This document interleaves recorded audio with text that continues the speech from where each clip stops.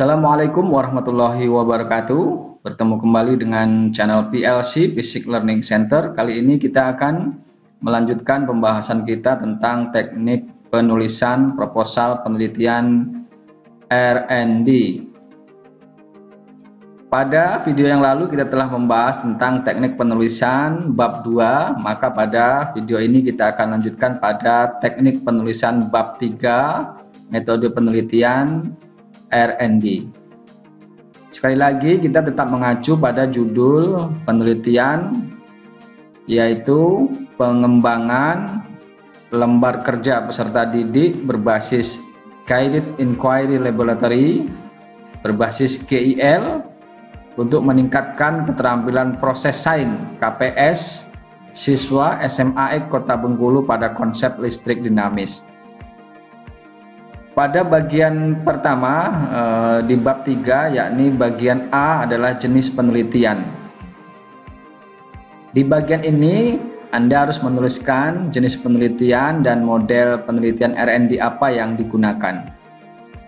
Sebagai contoh dalam pembahasan ini, jenis penelitian yang digunakan adalah penelitian Research and Development dengan model 4D, yakni Define, Design, Develop, Disseminate. Anda boleh menuliskan model-model R&D lainnya sesuai dengan penelitian Anda, misalkan model ADIE atau model Box and Goal dan model-model lainnya. Nah, setelah Anda menyebutkan model R&D yang Anda gunakan, maka tuliskan atau gambarkan tahapan umum penelitian R&D yang digunakan. Sebagai contoh, tahapan penelitian model 4D secara garis besar ditunjukkan pada gambar 3.1, yakni define, kemudian design, develop, dan disseminate.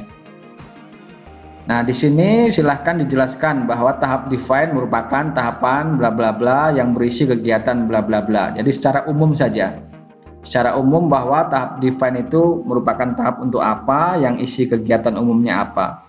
Demikian juga tahap desain, tahap develop, dan tahap disseminate. Silahkan dijelaskan secara ringkas saja. Lalu untuk penelitian R&D mahasiswa S1 skripsi biasanya ada pembatasan. Biasanya penelitian hanya dilakukan pada tahap define, design, dan develop saja. Disseminate-nya tidak. Itu pun pada tahap develop juga dibatasi, hanya sampai pada uji validasi ahli misalkan begitu. Nah, oleh karena itu jika terdapat pembatasan pada penelitian Anda, maka nyatakan ya. Nyatakan jika ada pembatasan tahapan. Misal untuk skripsi biasanya hanya sampai tahap develop yang berisi pengembangan produk awal di tahap develop ini ya, kemudian uji validasi ahli dan maksimal sampai uji keterbacaan produk, boleh gitu ya. Jadi uji keterbacaan produk ini bukan uji coba lapangan, bukan ya. Hanya apakah produk yang sudah dihasilkan, LKPD yang sudah dihasilkan ini memiliki keterbacaan yang baik. Misalkan produknya diminta dibaca oleh guru dan siswa, kemudian mereka diberikan angket ya. Misalkan contohnya item angketnya adalah misalkan ukuran huruf yang digunakan pada kalimat-kalimat di dalam LKPD itu memiliki keterbacaan yang baik atau dapat dibaca dengan baik misalkan. Kemudian di bagian B, subjek penelitian. Subjek yang terlibat dalam penelitian adalah 3 guru fisika dan 80 siswa SMA pada saat analisis kebutuhan. Ini sebagai contoh saja. 3 guru fisika dan 80 siswa pada saat analisis kebutuhan akan pentingnya pengembangan produk LKPD berbasis GIL. Kemudian 2 validator pada saat validasi desain LKPD, pada saat validasi rancangan ya, desain ini rancangan LKPD. Kemudian 5 validator pada saat validasi produk LKPD berbasis GIL. Selanjutnya 2 guru dan 20 siswa pada saat uji keterbacaan produk. Nah ini ya, ini boleh dilakukan atau tidak ya. Jika pembimbing Anda menginginkan setelah divalidasi ahli produk harus diuji keterbacaan, ya silakan lakukan. Jika itu dirasa tidak perlu, maka boleh juga tidak dilakukan. Dan apabila penelitian Anda sampai pada tahap develop secara lengkap, yakni uji coba lapangan, maka harus dituliskan juga subjek pada saat uji coba lapangan. Misalkan 62 siswa SMA pada saat uji coba skala terbatas, serta 120 siswa SMA pada saat uji coba skala luas. Saudara sekalian, dalam contoh bab 3 ini ada tulisan yang berwarna biru. Nah, tulisan-tulisan yang berwarna biru ini adalah jika penelitian dilakukan secara tuntas ya.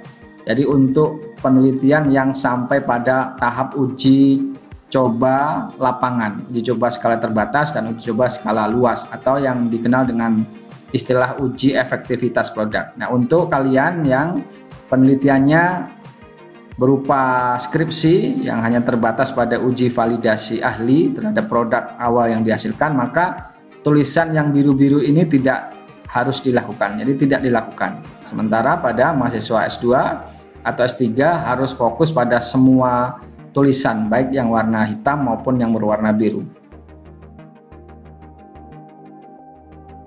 Selanjutnya, bagian C, waktu dan tempat penelitian. Penelitian dilaksanakan dari bulan Juni hingga September 2022 di SMA Kota Bengkulu. Ini sebagai misal saja. Selanjutnya pada bagian D, yakni prosedur penelitian. Nah, uraikan langkah-langkah penelitian dan kegiatan yang dilakukan, mulai dari tahap define hingga tahap disseminate. Dan di bagian akhir dari uraian prosedur penelitian ini, tuliskan diagram alur penelitiannya. Nah, sebagai contoh kita mulai prosedur penelitian yang pertama adalah 1. Tahap define. Uraikan kegiatan penelitian yang dilakukan. Nah, misal sesuai dengan judul yang kita angkat tadi, pada bagian define ini beberapa kegiatan yang dilakukan. Yang A adalah analisis dokumen. Dokumen yang mana? Yakni dokumen yang digunakan di SMA Kota Bengkulu, yakni berupa analisis RPP dan analisis LKPD yang biasa digunakan di sekolah. Karena produk kita tadi adalah LKPD ya, sehingga harus tahu dulu bagaimana karakteristik LKPD yang selama ini digunakan di sekolah. Nah, analisis RPP ini tujuannya adalah untuk melihat kompetensi dasar, indikator, dan tujuan pembelajaran materi listrik dinamis, ya, karena tadi materinya konsepnya listrik dinamis. Kemudian media dan sumber belajar apa yang digunakan, aktivitas belajarnya bagaimana, model pembelajaran yang digunakan apa, topik praktikum pada materi listrik dinamisnya apa saja, gitu ya. Nah, terutama topik praktikum ini nanti akan digunakan sebagai acuan bagi pengembangan LKPD kita. Kalau di sekolah itu ada 3 topik praktikum pada materi listrik dinamis, maka kita akan mengembangkan LKPD yang meliputi 3 topik praktikum tersebut. Analisis LKPD yang digunakan di sekolah bertujuan untuk mengetahui ya komponen atau langkah kegiatannya atau model praktikumnya apa gitu. Kalau kita mengetahui komponen atau langkah kegiatan praktikum yang tercermin di dalam LKPD itu, maka kita bisa memperkirakan ini model praktikumnya apa yang digunakan ya.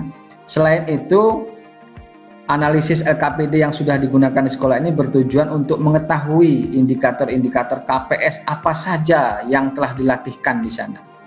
Ya, ini akan menjadi acuan bagi kita untuk lebih fokus pada indikator-indikator yang belum terlatihkan, ya. Karena indikator KPS itu banyak sekali. Tentu saja adalah 1 atau 2 indikator yang sebenarnya sudah terlatihkan ya di dalam LKPD konvensional yang sudah digunakan. Nah, dari hasil analisis ini kita akan bisa memiliki gambaran atau acuan terkait indikator-indikator KPS apa saja yang harus kita prioritaskan untuk dilatihkan melalui LKPD berbasis GIL yang akan kita kembangkan. Selanjutnya pada tahap define, setelah kita melakukan analisis dokumen, maka dilanjutkan dengan analisis kebutuhan guru dan siswa untuk memastikan bahwa LKPD berbasis GIL yang akan dikembangkan memang dibutuhkan oleh guru dan siswa SMA Kota Bengkulu. Nah, analisis kebutuhan ini dilakukan dengan menggunakan angket ya, untuk menjaring apakah memang guru dan siswa merasa perlu adanya LKPD berbasis GIL ini untuk digunakan di sekolah tersebut. Kemudian analisis profil awal keterampilan proses sains siswa SMAE Kota Bengkulu. Nah, ini untuk mahasiswa S1 boleh tidak dilakukan. Namun untuk mahasiswa S2 dan S3 ini sebaiknya dilakukan. Karena kita harus tahu dulu seberapa jauh atau seberapa penguasaan awal siswa terkait dengan keterampilan proses sains. Berikutnya adalah melakukan telaah teori sesuai variabel penelitian dan analisis hasil penelitian relevan. Kemudian pada tahap define juga Anda harus menyiapkan instrumen penelitian yang digunakan pada tahap define. Nah, tentu saja pada tahap define ini kan Anda akan mengambil data ya, tentu saja harus ada instrumennya. Sebagai contoh misalkan analisis RPP, maka harus ada lembar review RPP ya. Ada analisis LKPD, maka ada lembar review LKPD ya. Misalkan berupa lembar checklist dan seterusnya. Kemudian analisis kebutuhan guru dan siswa, tentu ini membutuhkan angket ya, angket kebutuhan guru dan siswa. Kemudian analisis profil awal keterampilan proses sains ini perlu instrumen tes KPS ya. Jadi instrumen yang digunakan pada tahap define ini dibuat pada tahap ini juga gitu ya. Instrumennya dibuat, dikonsultasikan dengan pembimbing lalu digunakan. Nah, kadang-kadang untuk mahasiswa S2 gitu ya, ada penelitian-penelitian konten ya, konten sains yang harus dilakukan untuk mendukung data pada tahap define ini. Nah, jika itu dilakukan, misalkan ada penelitian kontennya, maka penelitian itu harus dinyatakan pada bagian tahap define ini gitu ya. Nih, catatan, jika ada penelitian konten untuk mendukung isi atau data pada produk yang akan dikembangkan, maka letakkan di bagian define.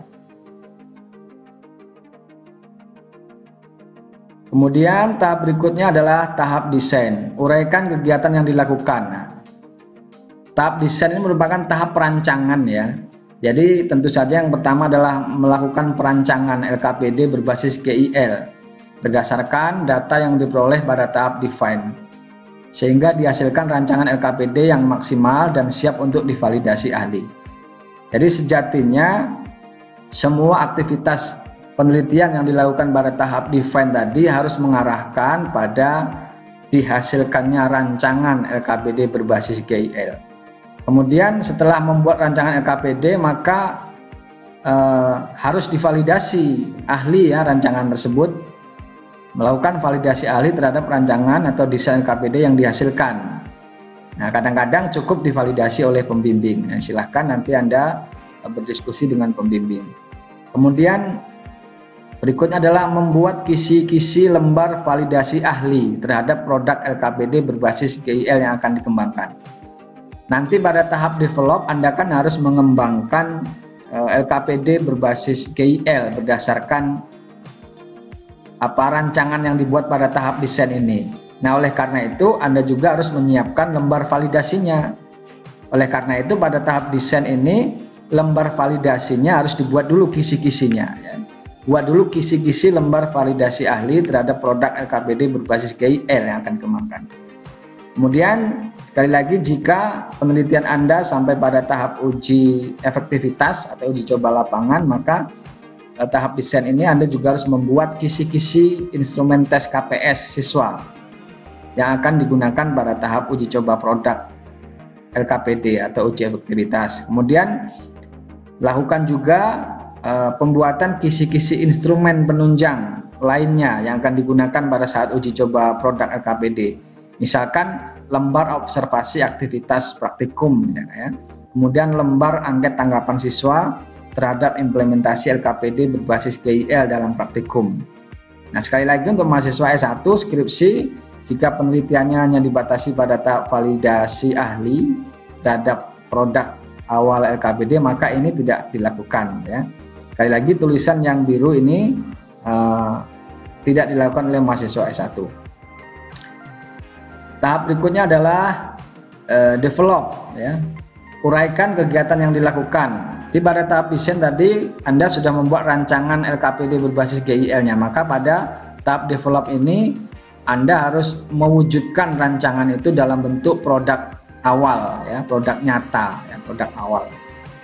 Kemudian pada tahap desain Anda juga sudah membuat kisi-kisi lembar validasi ahli, maka pada tahap develop ini Anda kembangkan kisi-kisi itu menjadi lembar validasi ahli terhadap produk LKPD berbasis GIL. Kemudian selanjutnya adalah melakukan validasi ahli terhadap produk awal LKPD yang telah dihasilkan menggunakan lembar validasi pada poin B ya.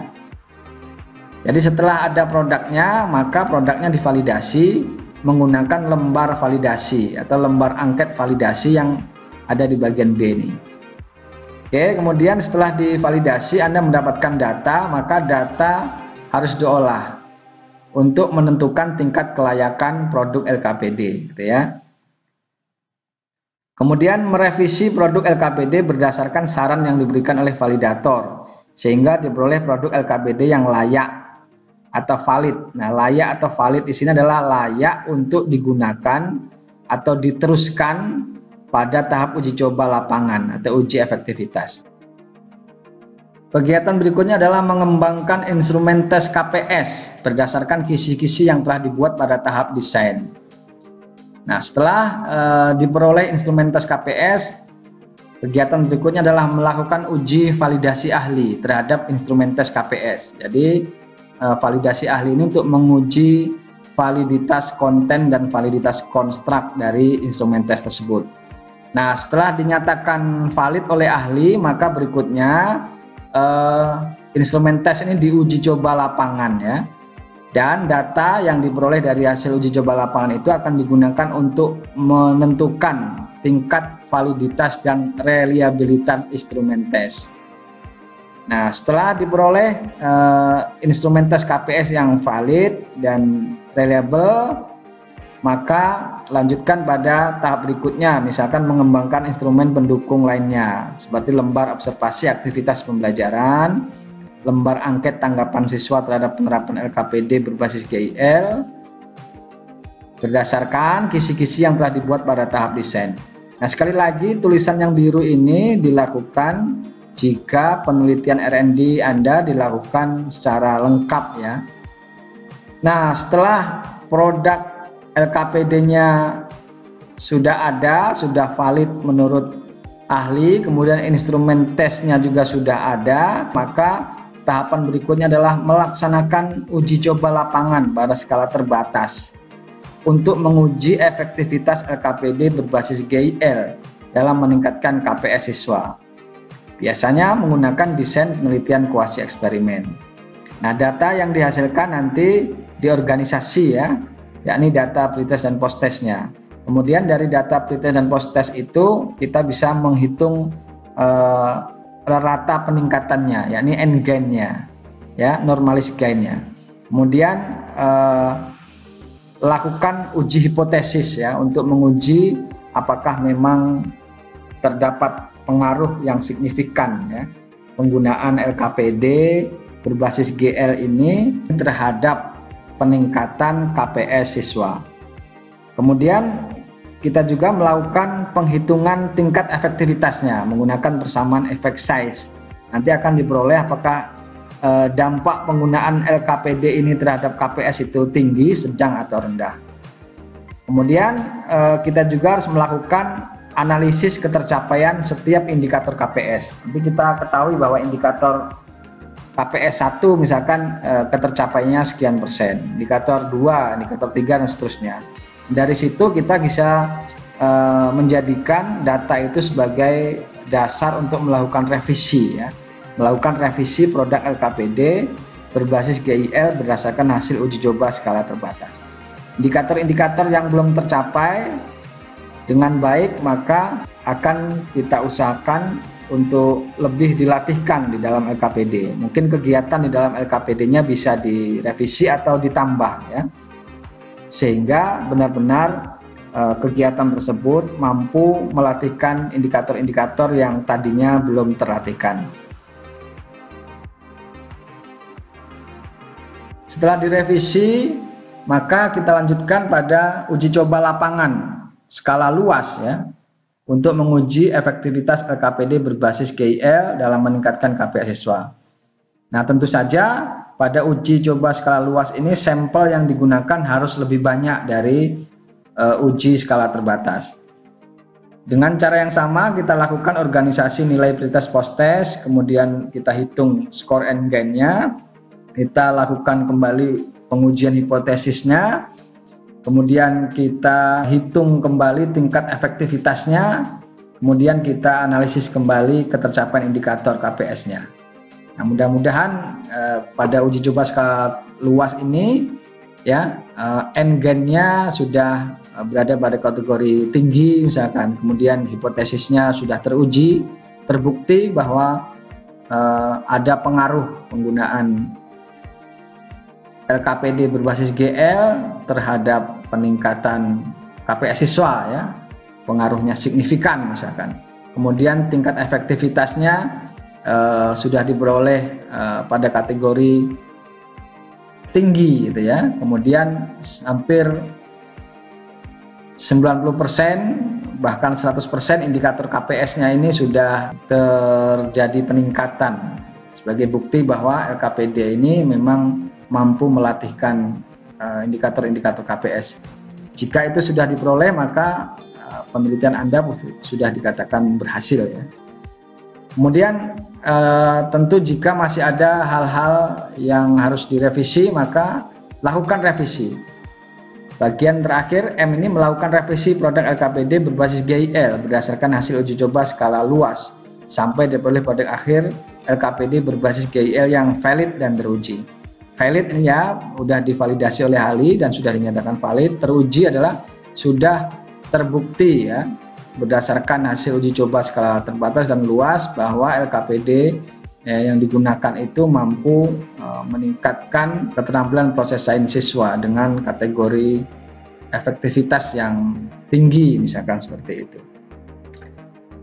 Nah, saudara sekalian, berikutnya kita akan fokus pada desain penelitian pada saat uji coba skala terbatas dan uji coba skala luas tadi, atau yang dikenal dengan istilah uji efektivitas.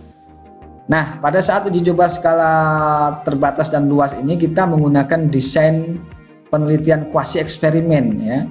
Jadi di dalam R&D ini rupanya pada saat uji efektivitas itu menggunakan desain penelitian kuasi eksperimen. Nah, langkah-langkahnya seperti ini. Yang pertama, menentukan metode dan desain penelitian. Penelitian dilakukan dengan metode kuasi eksperimen dengan desain non-equivalent control group design. Ya, terdiri dari 2 kelas. Satu kelas dipilih sebagai kelas eksperimen yang nanti akan mengikuti praktikum dengan LKPD berbasis GIL, dan kelas kontrol yang nanti mengikuti praktikum dengan LKPD konvensional. Nah, tabel 31 menunjukkan desain penelitiannya seperti ini. Kelas eksperimen, kelas kontrol, pretestnya sama soalnya ya. Perlakuannya ini adalah menggunakan LKPD berbasis GIL, kelas eksperimen. Kelas kontrolnya ini makna strip sini adalah menggunakan LKPD konvensional yang biasa digunakan sehari-hari. Kemudian setelah diberikan perlakuan, setelah mengikuti praktikum ya, diberikan post test gitu ya. Ini desain penelitiannya pada saat uji coba skala terbatas dan luas. Kemudian kita lakukan penentuan populasi dan sampel. Populasi penelitian adalah siswa SMA Kota Bengkulu kelas 11A sampai 11F. Sampel dipilih dengan teknik purposive sampling misalkan ya. Akan diambil 2 kelas yang memiliki prestasi belajar yang setara. Nah, misalkan kita bisa ketahui dari masukan atau data hasil belajar yang diberikan oleh guru. Sehingga dari kelas A dan F ini kita bisa memilih 2 kelas yang dianggap kemampuannya setara ya.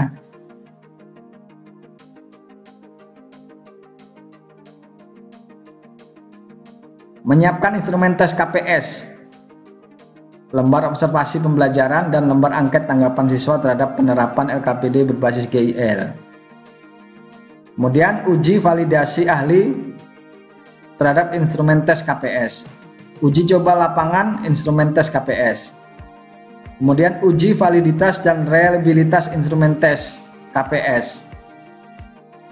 Kemudian merevisi atau mendelete butir soal yang tidak valid berdasarkan hasil uji pada langkah ke-6 ini. Kemudian setelah diperoleh instrumen tes KPS yang valid dan reliable, maka kita gunakan itu untuk pretest KPS pada kelas eksperimen dan kelas kontrol. Nah, setelah itu implementasi LKPD berbasis GIL pada kelas eksperimen dan LKPD konvensional pada kelas kontrol. Kemudian setelah itu kita berikan post test KPS pada kelas eksperimen dan kelas kontrol. Nah, setelah diperoleh data pretest dan post test, berikutnya kita lakukan penghitungan rata kelas, standar deviasi, varian, dan endgain. Pada tahap berikutnya kita lakukan uji hipotesis, ya, dengan langkah sebagai berikut. Yang pertama tentu saja melakukan uji prasyarat analisis, yakni uji normalitas, distribusi data, dan uji homogenitas varian data untuk skor endgain KPS, ya. Nah, karena hipotesis kita adalah terdapat pengaruh, ya, yang signifikan penggunaan LKPD berbasis GIL terhadap peningkatan keterampilan proses sains. Jadi peningkatan di sana menunjukkan endgain. Tapi kalau misalkan hipotesisnya terhadap keterampilan proses sains saja, tidak menggunakan kata peningkatan, maka yang diuji boleh saja post testnya. Kemudian setelah melakukan uji prasyarat analisis, melakukan prosedur uji beda dua rata. Nah, meskipun di sana hipotesisnya adalah terdapat pengaruh, ya, yang signifikan, maka pada penelitian ini pengujian yang bisa dilakukan adalah uji beda dua rata, ya. Nanti kalau dari hasil uji coba dua rata ini diperoleh bahwa kedua kelas memiliki perbedaan KPS yang signifikan, maka kita klaim terdapat pengaruh yang signifikan, dan sebaliknya. Sekali lagi, setelah melakukan uji prasyarat analisis, lakukan prosedur uji beda dua rata, parametrik atau non parametrik, ya, tergantung apakah data endgainnya berdistribusi normal atau tidak normal. Kalau normal berarti uji bedanya dilakukan dengan uji parametrik, uji T. Kalau tidak normal biasanya dengan uji beda non parametrik, ya, misalkan uji Mann-Whitney. Nah, biar lebih mudah, tuliskan dulu hipotesisnya dalam uji beda ini. Ya, ini hipotesis uji beda, ya, bukan hipotesis penelitian. Hipotesis uji bedanya H0-nya tidak terdapat perbedaan yang signifikan antara peningkatan KPS siswa kelas eksperimen dan kelas kontrol. Alternatifnya terdapat perbedaan yang signifikan antara peningkatan KPS siswa kelas eksperimen dan kelas kontrol. Ini pada uji beda ini. Jadi kalau nanti ternyata hipotesisnya terbukti ini, maka kita katakan terdapat pengaruh, ya, karena terdapat perbedaan yang signifikan, kita klaim berarti terdapat pengaruh yang signifikan. Lalu kita tuliskan juga kriteria pengambilan keputusan. Nah, jika sig hitung lebih besar daripada 0,05, maka disimpulkan terima H0. Atau tidak terdapat perbedaan yang signifikan antara peningkatan KPS siswa kelas eksperimen dan kelas kontrol. Jika sig hitungnya kurang dari atau sama dengan 0,05, maka disimpulkan tolak H0 atau terima H alternatifnya H-nya. Yakni terdapat perbedaan yang signifikan antara peningkatan KPS siswa, kelas eksperimen, dan kelas kontrol. Berikutnya, menarik kesimpulan berdasarkan output uji beda dua rata. Nah, jika uji ini dilakukan menggunakan SPSS, maka nyatakan, ya, bahwa pengujian hipotesis, pengujian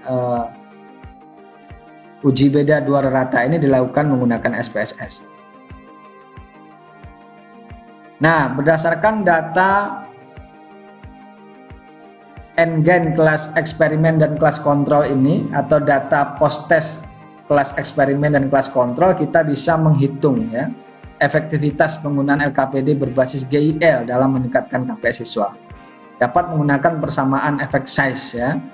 Lalu kategori effect size, efektivitasnya dapat dikonsultasikan pada tabel kategori.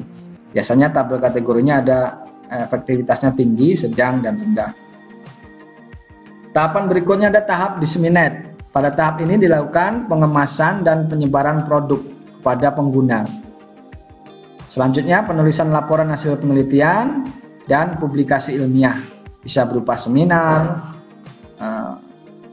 publikasi pada proceeding, dan publikasi pada jurnal ilmiah.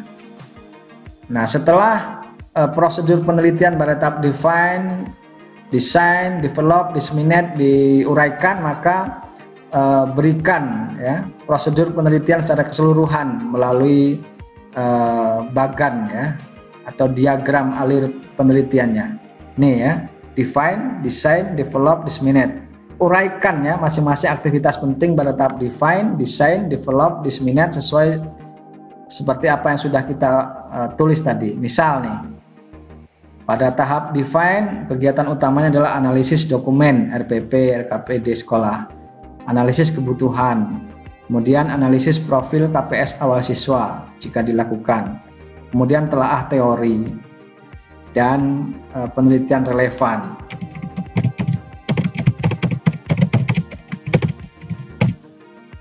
Lalu menyiapkan instrumen penelitian untuk tahap define ya.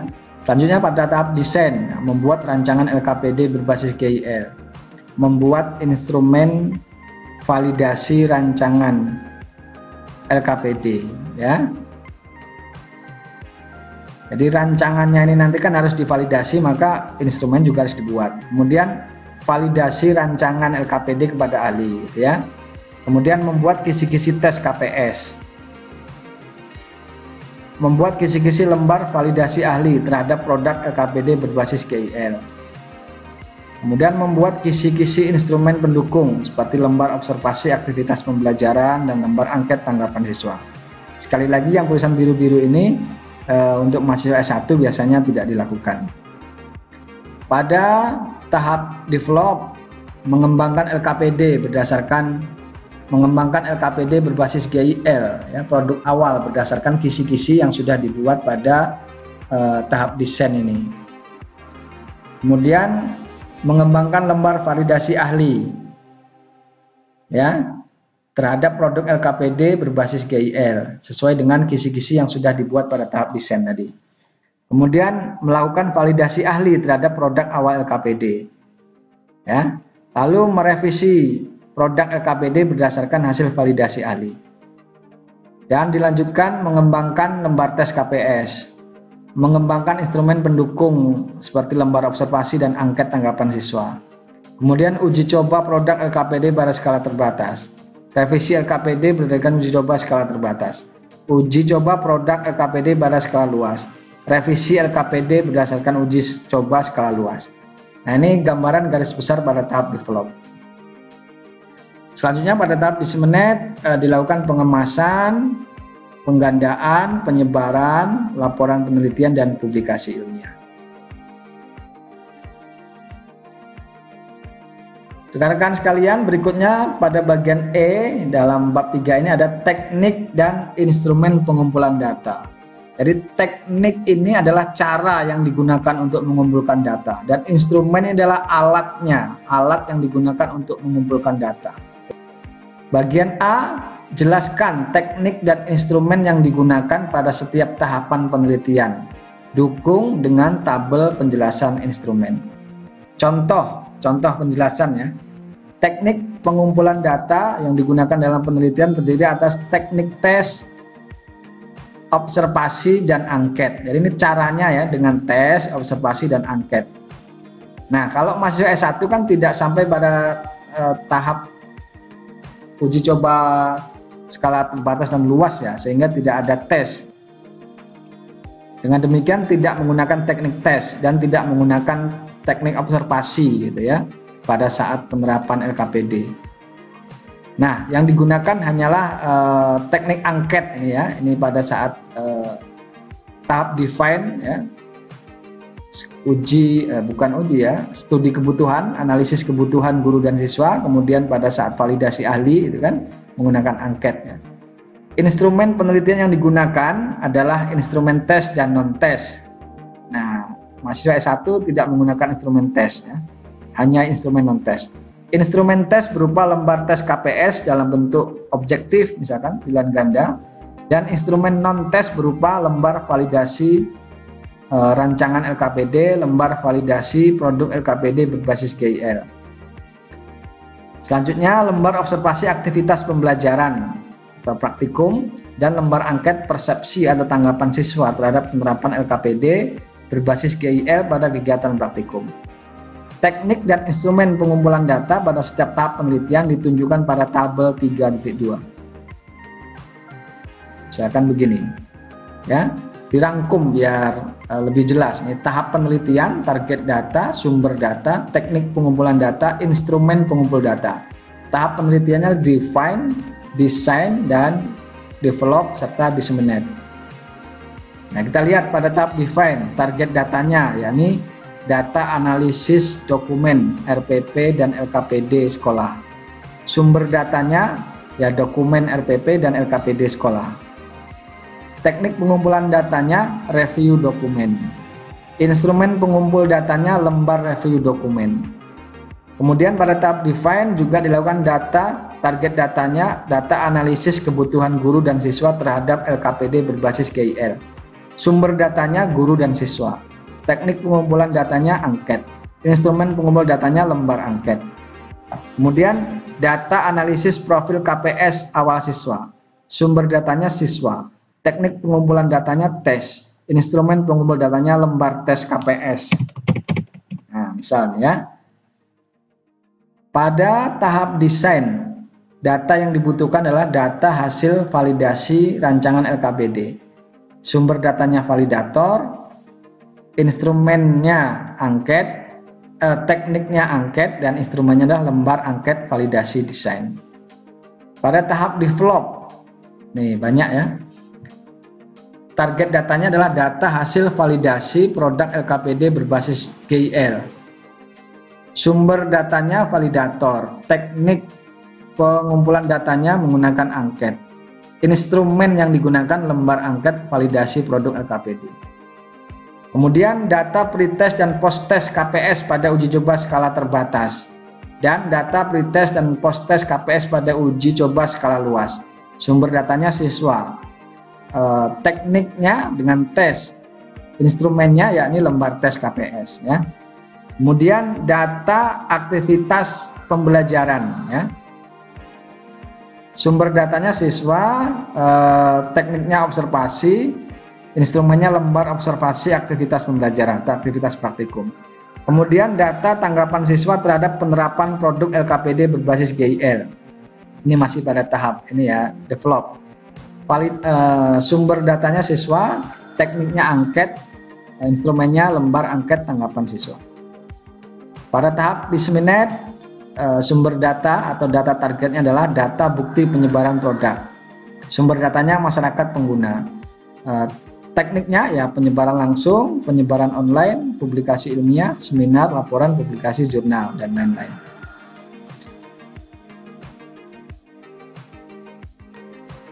Nah, bagian B-nya tadi setelah menyebutkan instrumen, teknik dan instrumen yang digunakan, maka bagian B-nya adalah berisi uraian kisi-kisi instrumen utama yang digunakan pada penelitian.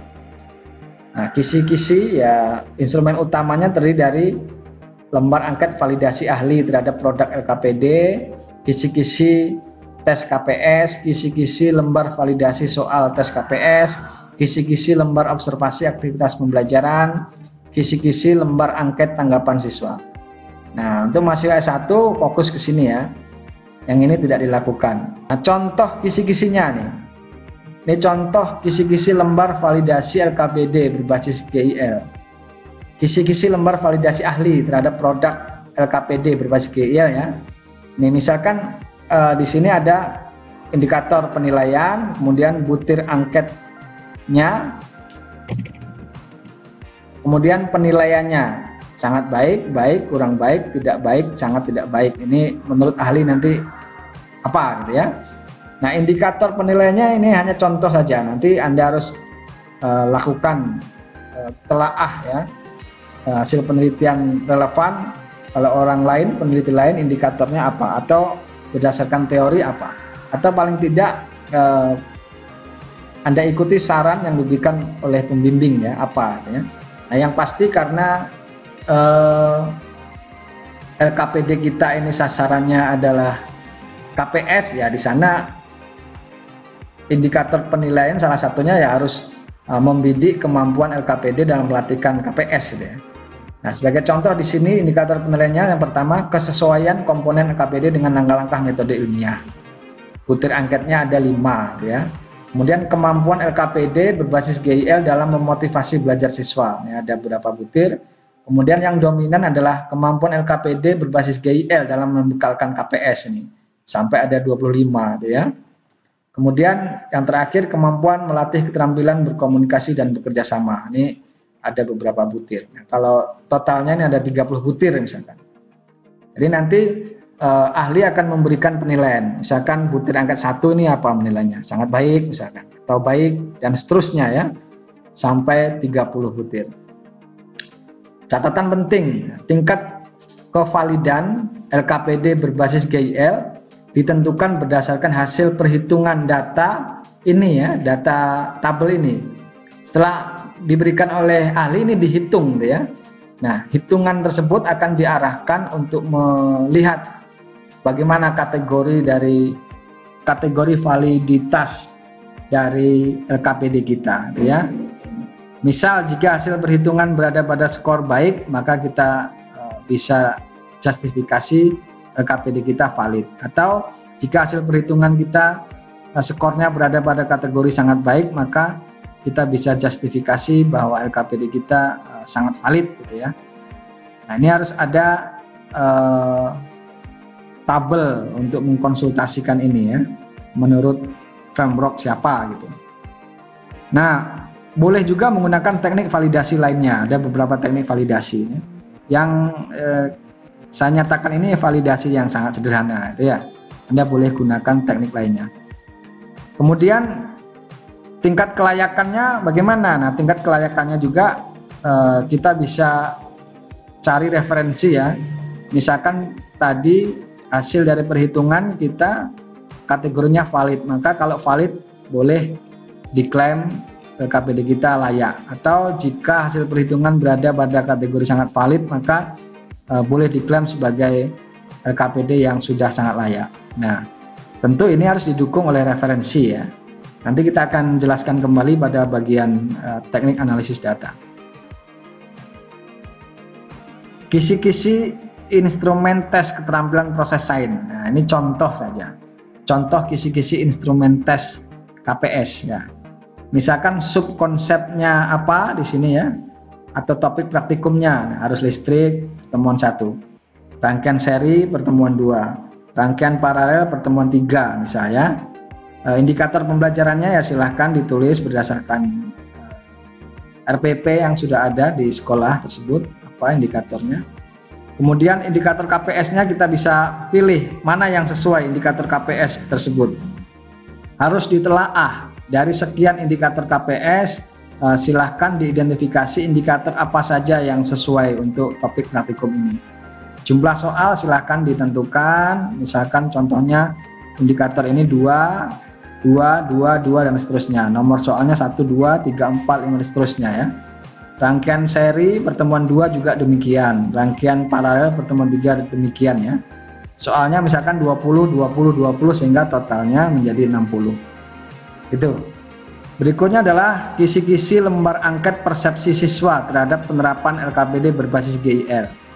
Ini ada aspeknya, ada indikator, ada jumlah item, ada nomor item. Misalkan ada aspek proses atau tahapan praktikum menggunakan LKPD berbasis GIL, aspek kemampuan meningkatkan keterampilan proses sains, aspek penugasan, dan aspek penilaian pembelajaran. Indikatornya untuk aspek yang pertama ini misalkan keterlibatan siswa dalam proses pembelajaran, kemudian kemampuan menumbuhkan motivasi belajar, kesesuaian dengan langkah metode ilmiah. Kemudian aspek kemampuan meningkatkan KPS-nya, indikatornya ada kemampuan LKPD berbasis GIL dalam membekalkan atau melatihkan atau meningkatkan KPS siswa.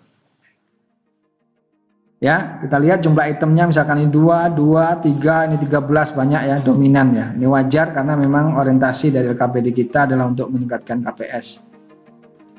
Kemudian penugasan ada 4 misalkan penilaian pembelajaran, indikatornya keberagaman bentuk penilaian yang digunakan dalam meningkatkan minat dan motivasi belajar siswa misalkan ada 6, sehingga jumlah angket persepsi siswa itu ada 30. Jadi nanti setelah siswa mengikuti praktikum menggunakan LKPD berbasis GIL, siswa diberikan angket ya, yang dikembangkan berdasarkan kisi-kisi ini. Oke, setelah bagian A tadi adalah teknik dan instrumen penelitian, kemudian bagian B kisi-kisi instrumen penelitian, maka bagian C ini uraikan prosedur validasi ahli terhadap instrumen penelitian, terutama instrumen tes yang akan digunakan.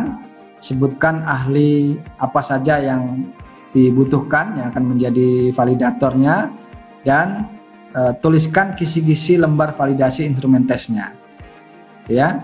Nah, kisi-kisinya seperti ini contoh kisi-kisi lembar validasi ahli untuk instrumen tes KPS. Ini contoh 1 3.6a.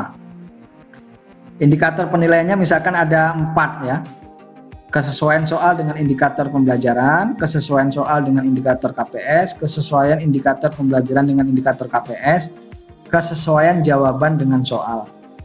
Nah, ini nomor soalnya di sini 1, 2, 3 sampai 20 misalkan ini ya. Ini pada praktikum 1 misalkan ya. Maka pada setiap indikator ini Anda berikan kolom-kolom nih, sangat sesuai, sesuai, kurang sesuai, tidak sesuai, sangat tidak sesuai. Jadi nanti ahli akan menilai nomor 1 soalnya itu ya. Untuk indikator ini nilainya SS misalkan, nomor 2 S, nomor 3 TS misalkan, sampai nomor 20 misalkan S begitu ya. Dan ini berulang juga diberikan kolom-kolom seperti ini. Silahkan. Ini juga sama diberikan kolom-kolom seperti itu. Ya. Atau yang lebih simpel Anda gunakan model yang ini misalkan ya. Tabelnya seperti ini. Ini indikator penilaian, ini nomor soal. Indikator penilaiannya ada berapa? Misalkan di sini 1, 2, 3, 4, 5, 6 seterusnya. Nomor soalnya 1, 2, 3 sampai 20, lalu saran di sini. Petunjuknya berikan skor 5, 4, 3, 2 atau 1 pada kolom nomor soal yang bersesuaian. Misalkan soal nomor 1 ini untuk indikator 1, kesesuaian soal dengan indikator pembelajaran misalkan skornya 5 ya. Kemudian kesesuaian soal dengan indikator KPS misalkan 4. Kesesuaian indikator pembelajaran dengan indikator KPS misalkan 5 ya. Kesesuaian jawaban dengan soal misal 4 dan seterusnya. Begitupun untuk soal nomor 2, nomor 3, nomor 4 dan seterusnya sampai nomor 20. Saudara sekalian, bagian akhir dari bab 3 ini adalah teknik analisis data. Pada bagian ini jelaskan cara menganalisis semua data yang diperoleh dalam penelitian. Meliputi yang pertama data hasil validasi ahli terhadap produk LKPD berbasis GIL.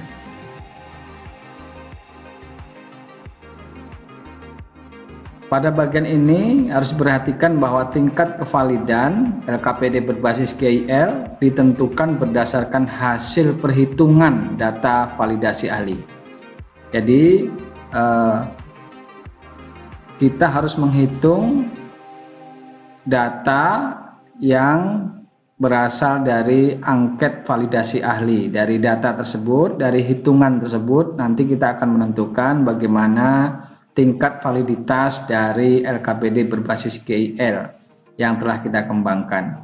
Sekali lagi, validasi dari LKPD ini bukan pernyataan dari validator ya, tapi hasil perhitungan kita terhadap data angket yang telah diisi oleh validator saat melakukan validasi LKPD. Hasil perhitungannya kemudian dikonsultasikan dengan tabel kategori validitas. Nah, ini sebagai contoh dari tabelnya. Ini adalah rata skor hasil penilaian ahli, kemudian ini kategori penilaian, dan ini kategori validitas. Dalam angket yang diberikan pada ahli pada saat validasi, kriteria penilaiannya adalah sangat baik, baik, kurang baik, tidak baik, dan sangat tidak baik. Ini 5, 4, 3, 2, 1.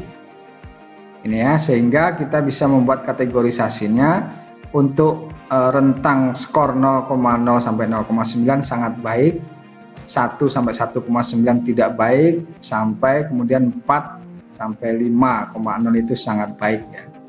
Nah, kemudian dari kategorisasi penilaian ini kita akan justifikasi ke kategorisasi validitas. Nah, untuk sangat baik ya sangat valid, baik valid, kurang baik kurang valid, tidak baik tidak valid, sangat tidak baik sangat tidak valid. Tentu saja ini harus didukung oleh referensi ya, harus ada referensi terkait dengan tabel kategori validasi ini. Tentu saja harus ada referensi yang mendukung terkait tabel kategori validitas ini. Kita juga bisa menggunakan teknik uji validasi lainnya ya, tidak harus seperti ini. Masih ada beberapa teknik validasi lainnya. Kemudian tingkat kelayakan LKPD berbasis GIL yang merupakan salah satu bagian dari rumusan masalah ya, dari rumusan masalah pada bab 1 kemarin. Salah satunya adalah bagaimana tingkat kelayakan LKPD berbasis GIL yang telah dikembangkan. Maka tingkat kelayakan ini juga dilihat berdasarkan ini tadi, hasil validasi tadi gitu ya. Tingkat validitasnya apa? Nah, kita harus juga punya referensi yang menghubungkan antara tingkat validitas dengan kategori kelayakan. Nah, sebagai contoh misalkan di sini ada tabel rata skor hasil penilaian ahli sama seperti ini tadi.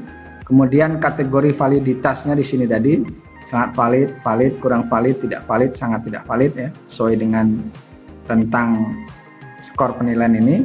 Kemudian justifikasi terhadap kategori kelayakannya. Misalkan sangat valid bisa dijustifikasi sangat layak. Valid berarti layak, kurang valid kurang layak, tidak valid tidak layak, sangat tidak valid sangat tidak layak ya. Nah, misal jika hasil perhitungan yang kita lakukan pada penelitian kita berada pada skor sangat valid, maka ini bisa kita klaim sebagai sangat layak. Dan sekali lagi ini harus ada referensi yang mendukung ya. Berikutnya adalah analisis data hasil validasi ahli terhadap instrumen tes KPS berdasarkan tabel 3.6a atau 3.6b ya. Nah, di sini tuliskan persamaannya atau cara menentukan validitasnya bagaimana. Kemudian lakukan penghitungan. Setelah itu hasil penghitungan kita konsultasikan dengan tabel kategori validitas ya, sesuai dengan referensi yang kita gunakan. Sebagai contoh misalkan lembar validasi instrumen tes KPS menggunakan kriteria sangat baik, baik, kurang baik, tidak baik, sangat tidak baik. Maka ini bisa kita justifikasi. Kalau sangat baik berarti sangat valid, baik berarti valid, kurang baik kurang valid, tidak baik tidak valid, sangat tidak baik sangat tidak valid gitu ya.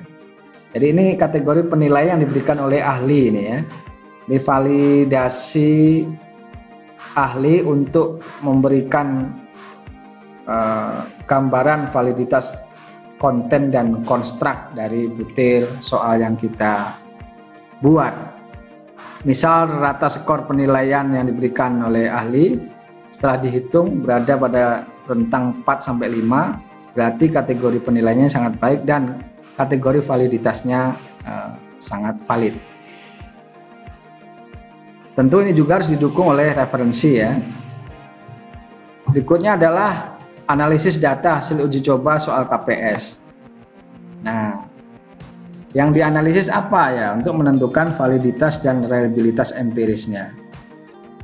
Misal, sebutkan jenis uji validitas reliabilitas yang digunakan, misalkan menggunakan teknik product moment gitu ya. Di sini tuliskan persamaannya, kemudian langkah-langkah cara menghitung validitas dan reliabilitasnya, kemudian nyatakan cara membaca data hasil perhitungannya. Kemudian kita lakukan penghitungan daya beda dan tingkat kesukaran soal KPS tersebut. Tuliskan persamaannya bagaimana, langkah menghitung DB dan TK-nya bagaimana, serta cara membaca data hasil perhitungannya. Selanjutnya kita analisis data hasil pretest dan post-test KPS. Sebagai contoh, misalkan menghitung rata, skor, standar deviasi, dan varian dari setiap kelas ya, baik kelas kontrol maupun kelas eksperimen. Kemudian menghitung endgain, keterampilan proses sains siswa. Kita tuliskan persamaannya untuk menghitung endgain KPS-nya, kemudian hasil dari perhitungan tersebut dikonsultasikan dengan tabel kategorisasi endgain. Misalkan seperti contoh pada tabel 3.8, kategori endgain KPS-nya adalah jika rentang endgainnya 0,75 sampai 1,00, misalkan kategori endgainnya tinggi. Nah, di bawah itu sedang, di bawah itu rendah. Ini harus didukung oleh referensi ya, silahkan dicari framework yang digunakan. Setelah kita peroleh skor endgain KPS, berikutnya kita lakukan uji beda dua rata. Pertama, kita tuliskan persamaan uji bedanya, apakah parametrik atau non parametrik ya, tergantung pada apakah data endgainnya berdistribusi normal atau tak normal. Kalau normal menggunakan statistik parametrik, yakni uji T. Kalau tidak normal berarti menggunakan statistik non parametrik seperti uji Mann-Whitney. Kita ingat kembali hipotesis uji beda dua rata, yakni H0, tidak terdapat perbedaan yang signifikan antara peningkatan KPS siswa kelas eksperimen dan kelas kontrol. Ditulis secara statistik H0.2 μ1 sama dengan μ2. Rata skor endgain KPS kelas eksperimen sama dengan rata skor kelas kontrol, ini artinya ya. Jadi tidak ada perbedaan. Nah, yang H alternatifnya terdapat perbedaan yang signifikan antara peningkatan KPS siswa kelas eksperimen dan kelas kontrol. Ditulis secara statistiknya begini. HA.2 μ1 tidak sama dengan μ2. Ya, μ1 adalah rata skor endgain KPS kelas eksperimen dan μ2 adalah rata skor endgain KPS kelas kontrol. Ini harusnya ya.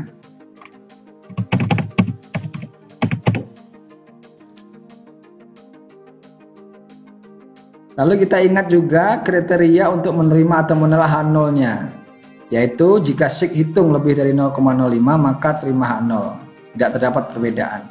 Jika signifikansi hitung kurang dari sama dengan 0,05 maka tolak H0 ya, atau terima HA ya, berarti terdapat perbedaan yang signifikan. Lalu bagaimana cara menarik kesimpulan berdasarkan hasil uji beda dua rata ini? Padahal hipotesis penelitian kita, ingat lagi di bab 2 kemarin, adalah H0-nya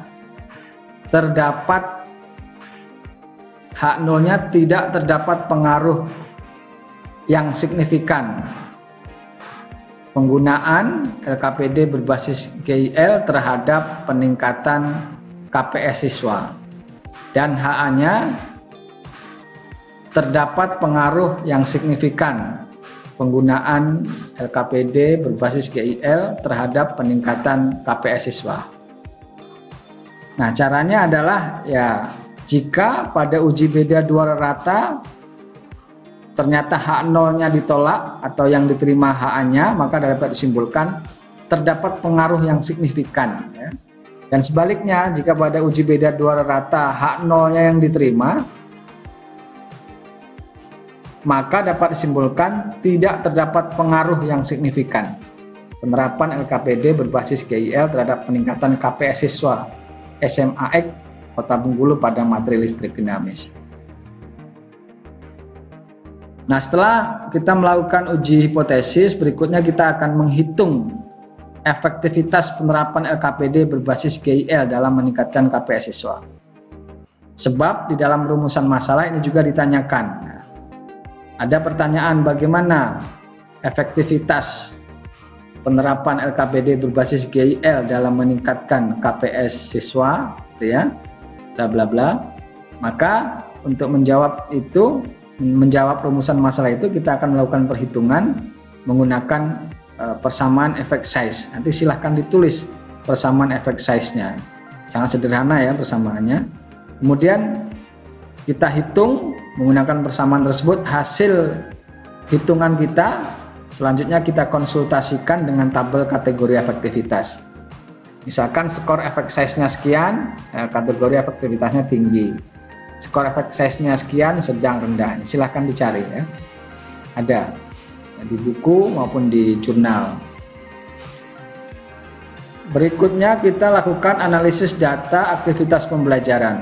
Tulis rumus yang digunakan untuk menghitung persentase aktivitas pembelajaran, lalu konsultasikan hasil perhitungannya. Ya, ini data yang diberikan oleh observer berarti ya. Misalkan ada 3 observer atau 2 observer, maka setelah dihitung dan dirata-ratakan nanti akan diperoleh rentang nilai hasilnya. Ya. Nah, kategori aktivitasnya bisa sangat baik, baik, kurang baik, tidak baik, sangat tidak baik. Jadi ini dalam 3 kali pertemuan ya. Karena ada 3 kali praktikum. Ya, jadi setiap pertemuan harus ada kategori aktivitasnya. Mungkin pertemuan pertama kategorinya bisa saja masih baik gitu ya. Kemudian pertemuan kedua, 3 bisa saja aktivitasnya meningkat menjadi sangat baik. Terakhir adalah data angket persepsi siswa. Ya. Tuliskan rumus yang digunakan untuk menghitung persentase persepsi siswa. Lalu hitung, lakukan perhitungan dan hasilnya kita konsultasikan dengan tabel kategori tanggapan atau persepsi siswa. Tentang nilai dan kategori persepsi. Tentang nilai sekian sangat baik, sekian baik, kurang baik, tidak baik, dan sangat tidak baik. Silahkan dicari referensi yang Anda pilih ya. Rekan-rekan mahasiswa, itu yang bisa kita pelajari dari teknik penulisan bab 3 ini. Tentu saja kalau ini hanya kita dengarkan dan kita lihat namun tidak kita praktekkan, ini seolah-olah seperti sulit ya. Namun jika Anda memulai ya, Anda memaksakan diri untuk memulai menulis bab 3, maka yakinlah pasti akan bisa menghasilkan tulisan yang baik. Nah, silakan diulang-ulang video ini sampai menghasilkan tulisan bab 3 yang baik. Saudara sekalian, demikian, kurang lebih mohon maaf. Terima kasih. Assalamualaikum warahmatullahi wabarakatuh.